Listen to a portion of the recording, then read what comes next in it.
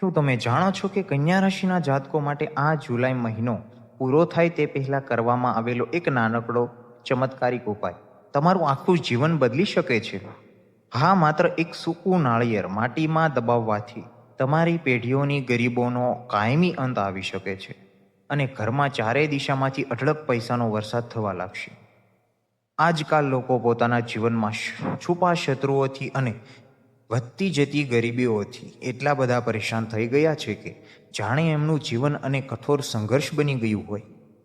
જો તમારા જીવનમાં પણ એવું બની રહ્યું છે કે પહેલાં તમારો સમય ખૂબ જ સારો હતો, તમારી પાસે બધું જ સુખ અને વૈભવ હતા, પરંતુ ધીમે ધીમે અચાનક કોઈની ખરાબ નજર લાગી ગઈ હોય એમ બધું જ તમારા હાથમાંથી સરકી રહ્યું છે, તો આ ઉપાય તમારા માટે સંજીવની સમાન છે. ઘરમાં રોજબરોજ થતા ભયંકર લડાઈ ઝઘડા, સતત વધતો જતો પારિવારિક કંકાસ, આસમાને પહોંચી ગયેલું દેવું અને વારંવાર થતી નાની મોટી દુર્ઘટનાઓ, ક્યારેય કોઈને અચાનક ઈજા પહોંચવી તો ક્યારેક કોઈ ગંભીર બીમારીઓનું શિકાર બનવું, આ બધું જ કોઈ ભયંકર અશુભ શક્તિ અથવા ગ્રહ દોષનો સીધો ઇશારો છે.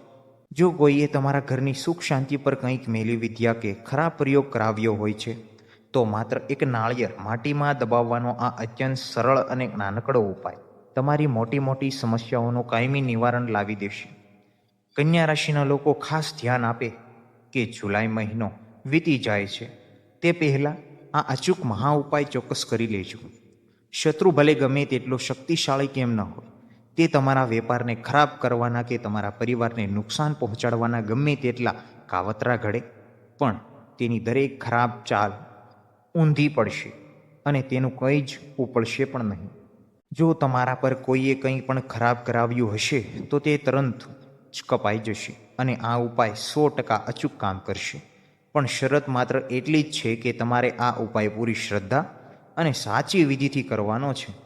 જ્યારે પણ તમે કોઈ ઉપાય જુઓ છો ત્યારે સૌથી પહેલાં તેને સંપૂર્ણ રીતે સમજવું ખૂબ જ જરૂરી છે, કારણ કે અધૂરી માહિતીથી કરેલું કાર્ય ક્યારેય ફળ નથી આપતું. તમારે મનમાં જરાય શંકા નથી રાખવાની કે આ ઉપાય કામ કરશે કે નહીં કરે. જુઓ, જ્યારે આપણે ભગવાનની પૂજા અર્ચના કરીએ છીએ ત્યારે શું આપણે કોઈ સંકોચ રાખીએ છીએ? ના, આપણે પૂર્વ નિષ્ઠા અને સાચી શ્રદ્ધાથી પ્રાર્થના કરીએ છીએ. આપણે ભલે ભગવાનના પ્રત્યક્ષ નથી જોયા, પરંતુ આપણે તેમની દિવ્ય શક્તિને સતત મહેસૂસ કરીએ છીએ અને આપણને પૂરો વિશ્વાસ છે કે તેમના આશીર્વાદ હંમેશા આપણી સાથે જ છે.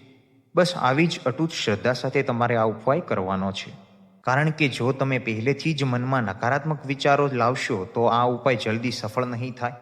હવે સૌથી પહેલાં તમને જણાવી દઉં કે નાળિયેર કોઈ સામાન્ય વસ્તુ નથી હોતું.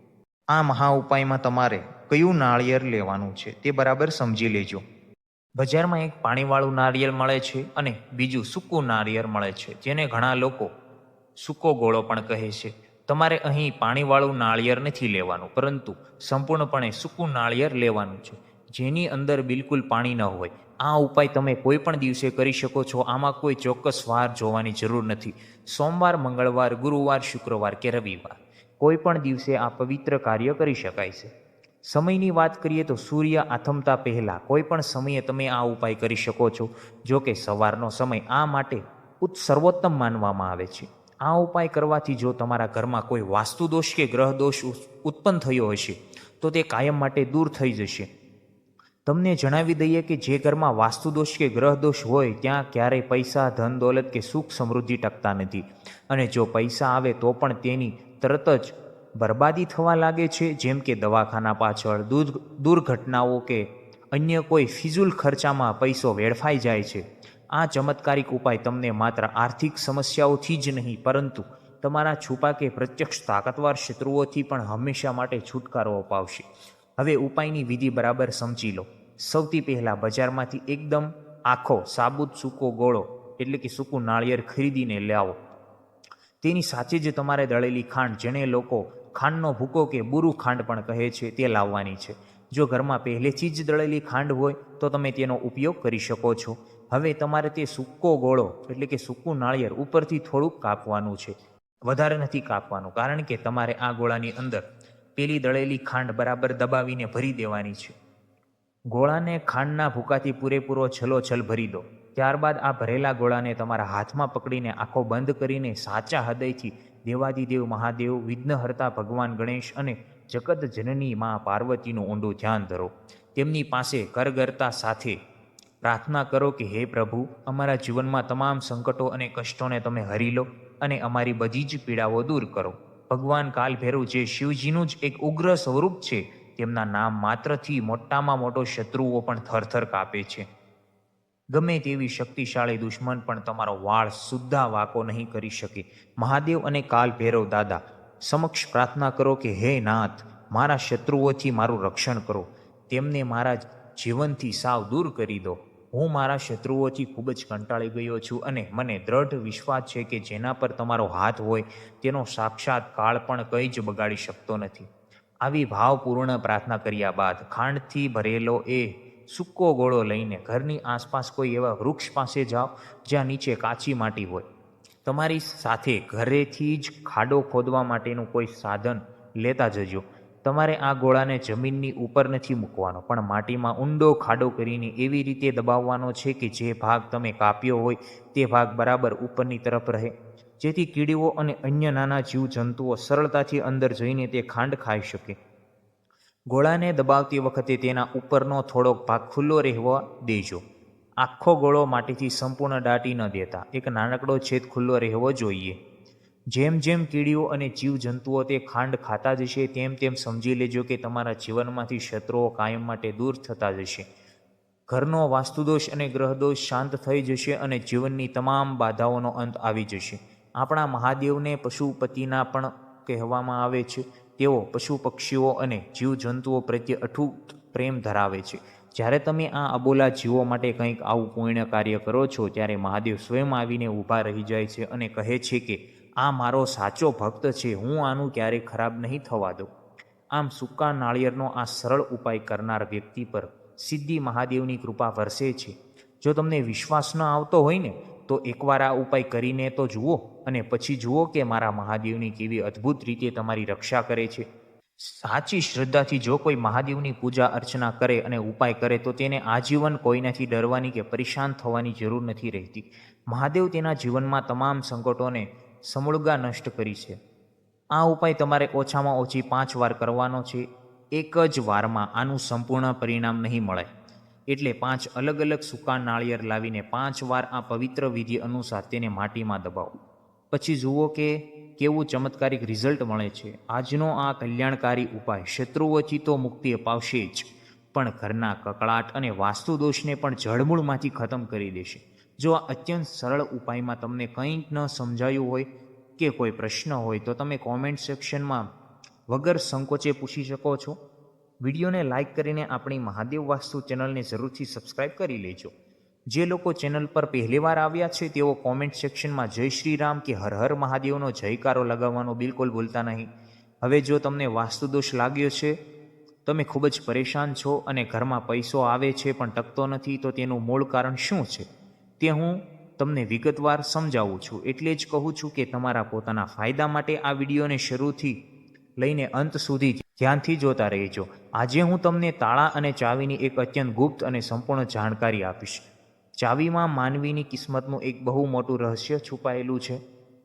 આ રહસ્ય કેવી રીતે છુપાયેલું છે તે બધી જ જાણકારી આજે તમે જાણશો. સૌપ્રથમ હું તમને જણાવી દઉં કે ચાવી આપણા ઘરના કયા સ્થાન પર રાખવી જોઈએ, તેને કેવી રીતે રાખવી જોઈએ અને ચાવી રાખવાનું યોગ્ય સ્થાન કયું છે. તમે જોયું જ હશે કે દુનિયામાં દરેક તાળાની કોઈને કોઈ ચાવી ચોક્કસ હોય છે. જી હા, દરેક તાળાનો તોડ ચાવી હોય છે. જ્યારે આપણે માતા લક્ષ્મીની પૂજા કરીએ છીએ ત્યારે તેમને પ્રસન્ન કરવા માટે પૂજામાં ચાવી રાખવાની આવે છે. ચાવી આમ જ નથી લગાવતી. ચાવીમાં કેટલીક એવી ચમત્કારિક અને દિવ્ય શક્તિઓ હોય છે, એવા અદ્ભુત ગુણો હોય છે જેનાથી મનુષ્યની આધ્યાત્મિક અને આર્થિક ઉન્નતિ થઈ શકે છે. પ્રાચીન સમયમાં જ્યારે કોઈ નવેલી દુલ્હનના લગ્ન થતા હોય અને આજે પણ ઘણા ગ્રામીણ વિસ્તારોમાં જ્યારે દીકરી પરણી સાસરે જાય છે ત્યારે તેને ચાવીનો જુડો ખાસ સોંપવામાં આવે છે. શાસ્ત્રોમાં આ નવી દુલ્હનને ઘરની સાક્ષાત લક્ષ્મી માનવામાં આવે છે. ધનની દેવી માતા લક્ષ્મી પણ આ નવી દુલ્હન તરફ સૌથી વધુ આકર્ષિત થાય છે. ધનના રક્ષા કરવાનો સાચો હક લક્ષ્મી માતાનો છે અને ઘરની લક્ષ્મી એ નવી દુલ્હન હોવાથી તેને જ ચાવીનો જુડો સોંપવાના વિશેષ હક આપવામાં આવે છે. ચાવીને ક્યારે પણ ઘરની ખોટી દિશામાં ફેંકી ન દેવી જોઈએ. ચાવીને કેવી રીતે અને ક્યાં તેની સંપૂર્ણ જાણકારી આ વિડીયોમાં તમને મળશે. વિડીયોમાં આગળ વધતા પહેલાં તમામ દર્શકોને મારી નમ્ર ગુજારિશ છે કે જો હજુ સુધી તમે કોમેન્ટ બોક્સમાં જય માતા લક્ષ્મી નથી લખ્યું તો જલ્દીથી લખી દો. વિડીયોને લાઇક કરી લો અને ચેનલને સબસ્ક્રાઇબ કરીને તમારો કિંમતી સપોર્ટ અમને જરૂર આપો. આ માત્ર એક ચેનલ નથી પણ તમારા બધા જ દર્શકોનો અને મારો એક અખંડ પરિવાર છે. અને હું દિલથી ઈચ્છું છું કે મારા આ પરિવારના દરેક સભ્યને એવી એક સાચી જાણકારી મળે જેનાથી તે પોતાનું અને બીજાનું કલ્યાણ કરી શકે. તમને કોઈ પણ પરેશાની હોય તમે મને ઈમેલ કરી શકો છો અથવા કોમેન્ટ કરીને પૂછી શકો છો કે હું ચોક્કસ તમારી મદદ કરીશ. જી હા, હવે આપણે તાળા અને ચાવી વિશે થોડું ઊંડાણપૂર્વક જાણીએ. મોટા ભાગના લોકો શું કરે છે કે ચાવીને ઘરમાં ગમે ત્યાં આડેધડ ફેંકી દે છે, પણ આવું ક્યારેય ન કરવું જોઈએ. જ્યોતિષ શાસ્ત્ર મુજબ તાળાને રાહુનું પ્રતીક માનવામાં આવે છે. તમે ઘણીવાર સાંભળ્યું હશે કે જે લોકો કહે છે કે મારી કિસ્મતને તાળા વાગી ગયા છે, તો આ બંધ કિસ્મતના તાળા એટલે જ રાહુનો પ્રકોપ. અને આ તાળાની રક્ષા કોણ કરે છે? તેની કુંજી એટલે કે ચાવી, જેને આપણે બુધ ગ્રહ માની શકીએ છીએ. જ્યોતિષ અનુસાર બુધ એ કુંડળીના ત્રીજા અને છઠ્ઠા ભાવોના કારક માનવામાં આવે છે. ત્રીજો ભાવ પરાક્રમનો હોય છે અને છઠ્ઠો ભાવ શત્રુનો હોય છે. તેથી તાળાને રાહુ અને ચાવીને બુધનું પ્રતીક માનીને ચાલવું પડે છે. બુધને આપણે બુદ્ધિના દેવતા અને ધનના દેવતા પણ કહી શકીએ છીએ. બુધવારનો દિવસ ભગવાન શ્રી ગણેશજીને પણ સમર્પિત છે અને બુધના સ્વામી પણ ભગવાન ગણેશજી જ કહેવાય છે. તો તમે જેટલા પણ લોકો મને કોમેન્ટ કરીને તાળા ચાવી વિશે પ્રશ્ન પૂછ્યા છે તેમના માટે જ હું આ ખાસ માહિતી આપી રહ્યો છું. જો આ માહિતી તમે મિસ કરી દીધી તો તેમનું નુકસાન થઈ શકે છે, કારણ કે શત્રુઓ અને શાસ્ત્રોની કોઈ પણ જાણકારી ક્યારેય વ્યર્થ જ નથી જતી. આજે નહીં તો કાલે તે અચૂક કામ આવવાની છે. હવે એ જાણી લઈએ કે ઘરમાં મુખ્ય દ્વાર પર કેવું તાળું લગાવવું જોઈએ. તમારામાંથી ઘણા લોકો કોમેન્ટ કરીને પૂછે છે કે ગુરુજી, ઘરના મુખ્ય દરવાજા પર આપણે લોખંડ, તાંબુ કે ચાંદીમાંથી કયું તાળું લાગવું જોઈએ? જુઓ, તમે તમારી આર્થિક યોગ્યતા અને ક્ષમતા અનુસાર ઘરના મુખ્ય દ્વાર પર તાળું લગાવી શકો છો, પરંતુ ધર્મશાસ્ત્રમાં એવું માનવામાં આવે છે કે ચાંદીના તાળા લગાવવા સૌથી વધુ શુભ ગણાય છે. આજથી એક ખાસ વાત દરેક દર્શક ગાંઠ બાંધીને યાદ રાખી લે. તમે જ્યારે પણ ઘરની બહાર જાઓ છો, ભલે તમે તે ઘરમાં રહેતા હો કે પછી ન રહેતા હો, પરંતુ તે ઘરના દરવાજા પર એક તાળું હંમેશા લગાવીને જ રાખો. તમે જો ફરવા પણ જઈ રહ્યા છો તો ગેટ પર તાળું ચોક્કસ લગાવો. ભલે તમે એ તાળું પૂરી રીતે લોક ન કરો, પણ ત્યાં એક તાળું લટકાવીને જરૂર રાખો. ધર્મશાસ્ત્રમાં એવો સ્પષ્ટ ઉલ્લેખ છે કે જે ઘરના મુખ્ય દ્વાર પર તાળું લાગેલું હોય છે તે ઘરમાં ક્યારેય કુલલક્ષ્મી કે દરિદ્રતા પ્રવેશ કરી શકતી નથી. તે ઘરમાં દુઃખ, બીમારી અને તકલીફો આવવા અટકી જાય છે. તેથી તમે ઘરમાં રહો કે ન રહો, પણ એક નાનકડું તાળું દરવાજા પર લગાવીને તેની ચાવી હંમેશા તમારા પોતાની પાસે રાખો. પ્રાચીન સમયના સમજદાર લોકો પણ હંમેશા ઘરના દરવાજે તાળું લગાવીને જ રાખતા હતા, જેથી ગરીબી અને નિર્ધનતા ક્યારેય તેમના ઉંમરે પણ પગ ન મૂકી શકતી હતી. આનાથી બચવા માટે બજારમાંથી એક નાનકડું તાળું લાવીને તેને લગાવી દો. હવે તમારામાંથી કેટલાક ભાડે રહેતા લોકો કે બહાર રહેતા યુવાનો પૂછે છે કે શું અમે ભાડાના મકાનમાં કે જ્યાં અમે કાયમ માટે નથી રહેતા ત્યાં તાળું લગાવી શકીએ? જી હા, બિલકુલ લગાવી શકો છો. તમે મોટું તાળું મેઇન દરવાજા પર ન લગાવો, પણ દરવાજાની આસપાસ કોઈ પણ યોગ્ય જગ્યા પર એક નાનકડું તાળું લગાવીને રાખી શકો છો, જેથી તેને જોઈને કુલલક્ષ્મી અને નકારાત્મક ઉર્જા દરવાજાની બહાર જ પાછી ફરી જાય અને તમારું રક્ષણ પણ થઈ જાય.